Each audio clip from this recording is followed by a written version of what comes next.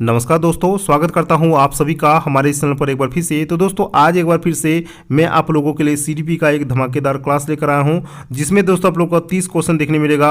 और ये सभी के सभी क्वेश्चन दोस्तों आप लोगों के लिए आपके आने वाले एग्जाम के लिए दोस्तों सीटेट पेपर 1 और 2 के लिए इंपॉर्टेंट एंड सिलेक्टेड है। इसीलिए दोस्तों वीडियो को आप लोग लास्ट तक देखते रहिए और चैनल पर अगर पहली बार आए हैं तो चैनल को एक सब्सक्राइब जरूर से जरूर कर दीजिएगा। देखिए पहला नंबर का जो सवाल है दोस्तों कि अपने विद्यार्थियों को समझने के लिए एक शिक्षक में अच्छी जानकारी होनी चाहिए। क्या जानकारी होनी चाहिए? ऑप्शन 1 में है बाल मनोविज्ञान की, ऑप्शन बी में है दोस्तों बच्चों को समझने की प्रवृत्ति की, ऑप्शन सी में है विषय वस्तु के प्रति विद्यार्थियों के मत की, और ऑप्शन डी में दोस्तों उपयुक्त सभी की। तो इस क्वेश्चन का आपका राइट आंसर हो जाएगा दोस्तों ऑप्शन नंबर डी, यानी ऑल ऑफ दीज इस क्वेश्चन का राइट आंसर हो जाएगा। यानी 1, 2, 3 ये सभी गुण जो है दोस्तों एक शिक्षक में अच्छी तरह इसका जानकारी होना चाहिए। चलिए दोस्तों आगे बढ़ेंगे नंबर 2 सवाल। और नंबर में 2 सवाल में क्या है कि मनोचित्रण का संदर्भ है। मनोचित्रण का संदर्भ क्या है? ऑप्शन 1 में है अर्थग्राह्यता को बढ़ाने की एक तकनीक, ऑप्शन बी में है जोखिम भरे कार्य करने के लिए कर्म योजना, ऑप्शन सी में है मन का चित्र खींचना, और ऑप्शन डी में दोस्तों मन के कार्य का अन्वेषण। तो इस क्वेश्चन का आपका राइट आंसर हो जाएगा दोस्तों ऑप्शन नंबर डी, यानी मन के कार्य का अन्वेषण करना होता है दोस्तों मनोचित्रण का संदर्भ, यानी मनोचित्रण का अर्थ। चलिए नंबर 3 सवाल। और नंबर 3 में आप लोग का सवाल है कि विकास जो होता है यानी डेवलपमेंट जो होता है वो स्टार्ट होता है किससे? ऑप्शन 1 में है उत्तर बाल्यावस्था से, ऑप्शन बी में है प्रसव पूर्ण अवस्था से, ऑप्शन सी में है शैशवावस्था से, और ऑप्शन डी में दोस्तों आप लोग का पूर्व बाल्यावस्था से। तो इस क्वेश्चन का आपका राइट आंसर हो जाएगा दोस्तों ऑप्शन नंबर बी, यानी प्रसव पूर्ण बाल्यावस्था से क्या होता है दोस्तों विकास शुरू हो जाता है। चलिए आगे बढ़ेंगे नंबर 4 सवाल। नंबर 4 में सवाल है कि बहुविध बुद्धि सिद्धांत के अनुसार सभी प्रकार के पशुओं, खनिजों और पेड़ पौधों को पहचानने और वर्गीकृत करने की योग्यता क्या कहलाती है? ऑप्शन 1 में है तार्किक गणितीय विधि, ऑप्शन बी में है प्राकृतिक बुद्धि, ऑप्शन सी में है भाषिक बुद्धि, और ऑप्शन डी में दोस्तों आप लोग का स्थानिक बुद्धि। तो दोस्तों ये सब क्या है? यह सब आप लोग का बुद्धि के प्रकार है। तो यहाँ पर जो आप लोग ऑप्शन हो जाएगा दोस्तों ऑप्शन नंबर बी इस क्वेश्चन का राइट आंसर हो जाएगा। यानी आप लोग का जो पशु आता है, जो खनिज आता है, जो पेड़ पौधा आता है दोस्तों, ये पहचाने का जो वर्गीकृत करने की योग्यता होती है वो आप लोग का नेचुरल बुद्धि में होता है, यानी नेचुरल इंटेलिजेंस में होता है। ठीक है। नंबर 5 सवाल। नंबर 5 में आप लोग का सवाल है कि विज्ञान एवं कला प्रदर्शनीयता, संगीत एवं नृत्य प्रस्तुतियां तथा विद्यालय पत्रिका निकालना डैश के लिए है। ऑप्शन 1 में है शिक्षार्थियों को सृजनात्मक मार्ग उपलब्ध कराने, ऑप्शन बी में है विभिन्न व्यवसायों के लिए विद्यार्थियों को प्रशिक्षित करने, ऑप्शन सी में है विद्यालय का नाम रोशन करने, और ऑप्शन डी में दोस्तों अभिभावकों को संतुष्ट करने के लिए। तो इस क्वेश्चन का आपका राइट आंसर हो जाएगा दोस्तों ऑप्शन नंबर ए, यानी किसके लिए जरूरी है दोस्तों शिक्षार्थियों को सृजनात्मकता उपलब्ध मार्ग करने के लिए। ठीक है। चलिए आगे बढ़ेंगे नंबर 6 सवाल। और नंबर 6 में आप लोग का सवाल है कि कोलबर के अनुसार सही और गलत, ठीक है, सही और गलत प्रश्नों के बारे में निर्णय लेने में शामिल चिंतन प्रक्रिया को कहा जाता है। ऑप्शन 1 में है सहयोग की नैतिकता, ऑप्शन बी में है नैतिक तर्कना, ऑप्शन सी में है नैतिक यथार्थवाद, और ऑप्शन डी में दोस्तों आप लोग का नैतिक दुविधा।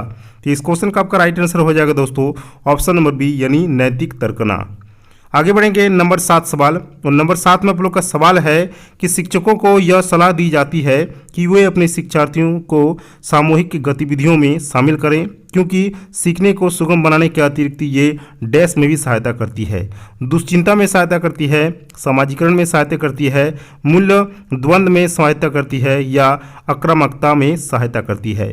तो इस क्वेश्चन का आपका राइट आंसर हो जाएगा दोस्तों वो आप लोग का हो जाएगा सोशलाइजेशन, यानी जिसको कहते हैं समाजीकरण में हेल्प करती है, यानी सहायता करती है।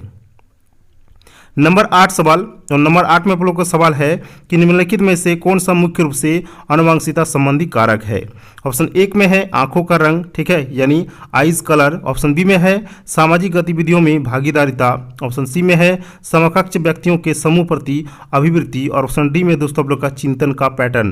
तो इस क्वेश्चन का आपका राइट आंसर हो जाएगा दोस्तों ऑप्शन नंबर ए, यानी आंखों का रंग जो है दोस्तों ये मुख्य रूप से आनुवंशिकता संबंधी एक कारक है।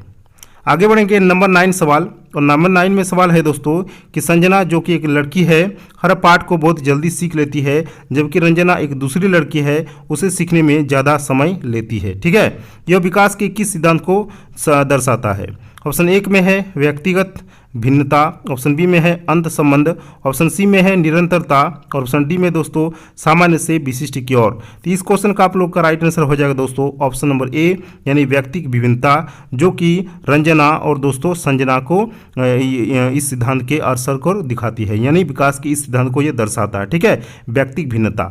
चलिए आगे बढ़ेंगे। नंबर 10 सवाल, और नंबर 10 में आप लोग का सवाल है कि एक अच्छी पाठ्यपुस्तक डैश से बचाती है, लैंगिक समानता से बचाती है, सामाजिक उत्तरदायित्व से बचाती है, लैंगिक पूर्वाग्रह से बचाती है या लैंगिक संवेदनशीलता से बचाती है।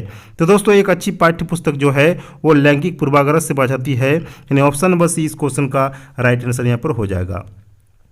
नंबर 11, और नंबर 11 में आप लोग का सवाल है कि पियाजे के अनुसार संज्ञानात्मक विकास यानी कॉग्निटिव डेवलपमेंट के किस चरण पर बच्चा जो है वस्तु स्थायित्व को प्रदर्शित करता है। ऑप्शन एक में है मूर्त संक्रियात्मक चरण, ऑप्शन बी में है औपचारिक संक्रियात्मक चरण, ऑप्शन सी में है संवेदी प्रेरक चरण और ऑप्शन डी में दोस्तों पूर्व संक्रियात्मक चरण। तो इस क्वेश्चन का आपका राइट आंसर हो जाएगा दोस्तों, वो हो जाएगा आप लोग का दोस्तों ऑप्शन नंबर डी यानी पूर्व संक्रियात्मक चरण में क्या होता है, बच्चा जो होता है दोस्तों वस्तु स्थायित्व को ये शो करता है यानी प्रदर्शित करता है। नंबर 12 सवाल, और नंबर 12 में आप लोग का सवाल है कि माता पिता से वंशजों में स्थानांतरित होने वाले लक्षणों को कहा जाता है। ऑप्शन एक में है पर्यावरण को, ऑप्शन बी में है जीन को, ऑप्शन सी में अनुवांशिकता को और ऑप्शन डी में दोस्तों होम्योस्टैटिक्स को।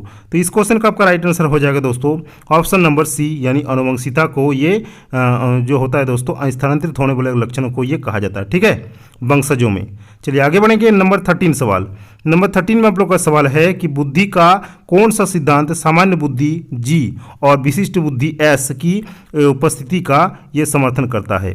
ऑप्शन एक में है नियम प्रतिकूल सिद्धांत, ऑप्शन बी में है गिलफोर्ड के बुद्धि का सिद्धांत, ऑप्शन सी में है दोस्तों आप लोग का स्पीयरमैन का द्विखंडन सिद्धांत और ऑप्शन डी में है बर्नून का पदानुक्रम सिद्धांत। तो इस क्वेश्चन का आपका राइट आंसर हो जाएगा दोस्तों ऑप्शन नंबर सी यानी स्पीयरमैन का द्विखंडन सिद्धांत।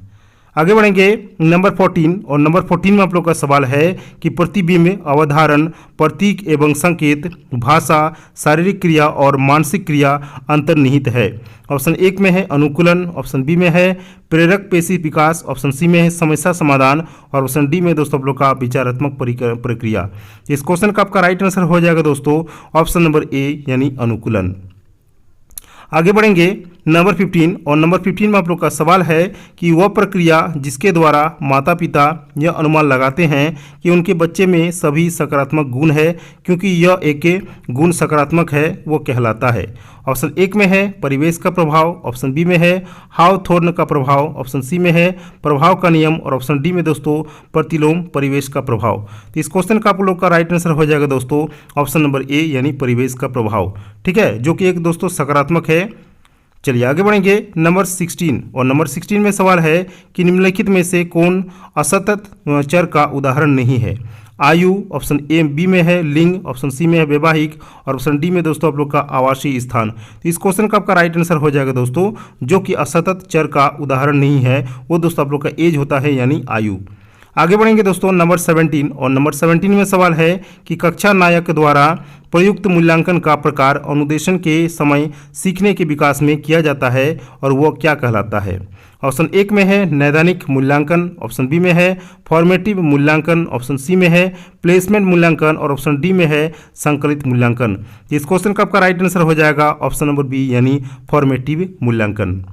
आगे बढ़ेंगे। नंबर 18, नंबर 18 में आप लोग का सवाल है, देखिए समायोजन शिक्षा का मुख्य कार्य है। ऑप्शन एक में है विद्यालय न आने वाले बच्चों को विद्यालय में लाना, ऑप्शन बी में है विशेष आवश्यकता वाले बच्चों को मुख्य धारा में लाना, ऑप्शन सी में है विशेष व सामान्य बच्चों को साथ साथ पढ़ने की जो सुविधा होता है उसको देना और ऑप्शन डी में दोस्तों आप लोग का ऑल ऑफ दीज। तो इस क्वेश्चन का आपका राइट आंसर हो जाएगा दोस्तों ऑप्शन नंबर डी यानी ऑल ऑफ दीज।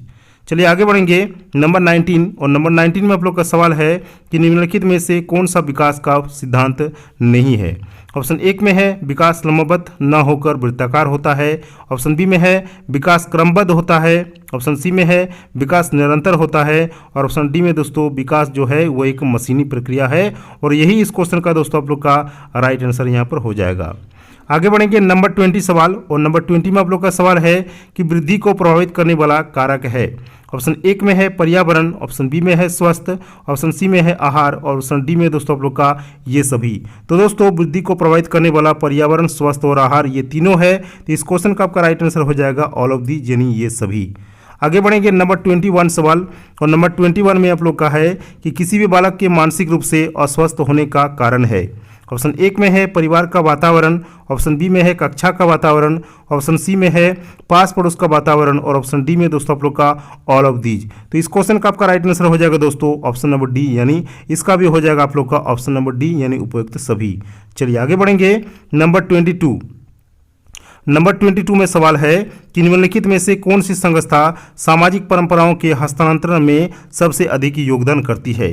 परिवार, ऑप्शन बी में है विद्यालय, ऑप्शन सी में है पड़ोस, ऑप्शन डी में दोस्तों आप लोग का नन ऑफ दी, यानी इनमें से कोई नहीं। तो दोस्तों इस क्वेश्चन का आपका राइट आंसर हो जाएगा ऑप्शन नंबर ए, यानी परिवार जो दोस्तों है ये सामाजिक परंपराओं के हस्तांतरण में सबसे अधिक योगदान करती है। नंबर 23, और नंबर 23 में आप लोग का सवाल है कि जीन पियाजे के अनुसार मूर्त संक्रियाओं का स्तर किस अवधि में घटित होता है। जन्म से 2 वर्ष, ऑप्शन बी में है 2 से 7 वर्ष, ऑप्शन सी में है 7 से 11 वर्ष, और ऑप्शन डी में दोस्तों आप लोग का 11 से 15 वर्ष। इस क्वेश्चन का आपका राइट आंसर हो जाएगा दोस्तों 7 से 11 वर्ष, ठीक है। यानी 7 वर्ष से लेकर दोस्तों 11 वर्ष तक का जो बच्चा होता है तो वो मूर्त संक्रियात्मों की अवधि में यह घटित होता है।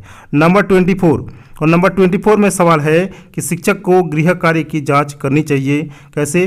कभी कभी करनी चाहिए, कभी नहीं करनी चाहिए, नियमित करनी चाहिए, या आप लोग का जब छात्र कहे तब करना चाहिए। तो इस क्वेश्चन का आपका राइट आंसर हो जाएगा ऑप्शन नंबर सी, यानी नियमित रूप से यानी रेगुलर रूप से शिक्षक को होम टास्क का जांच करनी चाहिए। चलिए नंबर 25, और नंबर 25 में सवाल है कि समाज नीति तकनीक का प्रयोग किया जाता है आर्थिक स्तर की जांच में, समाज के सर्वेक्षण में, समाजीकरण की जांच में, और ऑप्शन डी में है उपयुक्त सभी में। इस क्वेश्चन का आपका राइट आंसर हो जाएगा ऑप्शन नंबर डी, यानी उपयुक्त सभी। चलिए नंबर 26 में आप लोग का सवाल है कि विद्यार्थियों से प्रतिक्रिया प्राप्त करने का आदेश प्रतीक्षा समय डैश के सही अनुपात में होना चाहिए। ऑप्शन एक में है पिछले पाठों से प्रश्नों का उत्तर देने के लिए विद्यार्थियों द्वारा लिया गया समय, ऑप्शन बी में है वास्तविक जीवन में प्रश्न की प्रासंगिकता, ऑप्शन सी में है पाठ्यचर्या में प्रकरण विशेष के लिए आवंटित समय, और ऑप्शन डी में दोस्तों आप लोग का प्रश्न का कठिनाई स्तर यानी हार्ड लेवल। तो इस क्वेश्चन का आपका राइट आंसर हो जाएगा ऑप्शन नंबर डी, यानी प्रश्न का जो कठिनाई स्तर होता है दोस्तों ये सही अनुपात में इसका होना चाहिए। नंबर 27, और नंबर 27 में सवाल है कि सतत और व्यापक मूल्यांकन की योजना में व्यापक शब्द डैश के अलावा निम्नलिखित के द्वारा समर्थित किया जाता है। ऑप्शन एक में है जेपी गिलफोर्ड का बुद्धि संरचना का सिद्धांत, ऑप्शन बी में है एल थर्स्टन का प्राथमिक मानसिक योग्यताओं का सिद्धांत, ऑप्शन सी में है बहुबुद्धि सिद्धांत, और ऑप्शन डी में दोस्तों आप लोग का सूचना प्रक्रमण सिद्धांत। तो इस क्वेश्चन का आपका राइट आंसर हो जाएगा ऑप्शन नंबर ए, यानी जेपी गिलफोर्ड का बुद्धि संरचना का जो सिद्धांत होता है इसके अलावा वो क्या करता है दोस्तों समर्थित किया जाता है, ठीक है। किसका समर्थित किया जाता है? व्यापक मूल्यांकन की योजना में। चलिए आगे बढ़ेंगे नंबर 28, और नंबर 28 में सवाल है कि रेवन का प्रोग्रेसिव मैट्रिसेज परीक्षण किस परीक्षण का उदाहरण है। ऑप्शन एक में है असमूह बुद्धि लब्धांक, ऑप्शन बी में है व्यक्तिगतत्व, ऑप्शन सी में है दोस्तों आप लोग का मौखिक बुद्धि लब्धांक, और ऑप्शन डी में है संस्कृति मुक्त बुद्धि लब्धांक। तो इस क्वेश्चन का आपका राइट आंसर हो जाएगा दोस्तों ऑप्शन नंबर डी, यानी संस्कृति मुक्त बुद्धि लब्धांक, जो कि दोस्तों क्या है आप लोग का एक प्रोग्रेसिव मैट्रिसेज परीक्षण का एक उदाहरण है। चलिए आगे बढ़ेंगे नंबर 29 सवाल, और नंबर 29 में आप लोग का सवाल है कि एक महिला ने भोजन प्राप्त करने के लिए अपने बच्चों को बेच दिया। इस खबर को किस आधार पर अच्छी तरह समझा जा सकता है। ऑप्शन एक में है मनोसामाजिक सिद्धांत के आधार पर, ऑप्शन बी में है पुनर्बलित आकस्मिकताओं का सिद्धांत के आधार पर, ऑप्शन सी में है मनोविश्लेषणात्मक सिद्धांत के आधार पर, और ऑप्शन डी में दोस्तों आप लोग का पदानुक्रमिक आवश्यकताओं का सिद्धांत के आधार पर, ठीक है। तो इस क्वेश्चन का आपका राइट आंसर हो जाएगा ऑप्शन नंबर डी, यानी पदानुक्रमिक आवश्यकताओं के सिद्धांत पर। नंबर 30, और हमारा ये लास्ट क्वेश्चन है। देखिए सवाल नंबर क्या है कि 30 कि बुद्धि लब्धांक यानी आईक्यू लेवल जो होता है आधार पर विभिन्न समूहों में विद्यार्थियों का वर्गीकरण उनकी स्व गरिमा को डैश है, उनके शैक्षणिक निदान को निष्पादन को डैश है।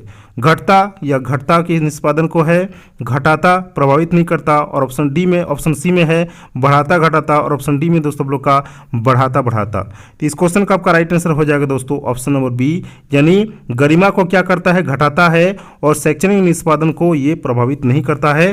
तो दोस्तों यहाँ पर लोग हम लोग का जो है 30 क्वेश्चन यहाँ पर कंप्लीट हो गया। और यहाँ पर दोस्तों आप लोग को वीडियो कैसा लगा, वीडियो को एक लाइक कीजिए, चैनल पर अगर पहली बार आए तो चैनल को एक सब्सक्राइब कीजिए। मिलते हैं नेक्स्ट वीडियो में किसी और टॉपिक के साथ, तब तक के लिए जय हिंद, वंदे मातरम।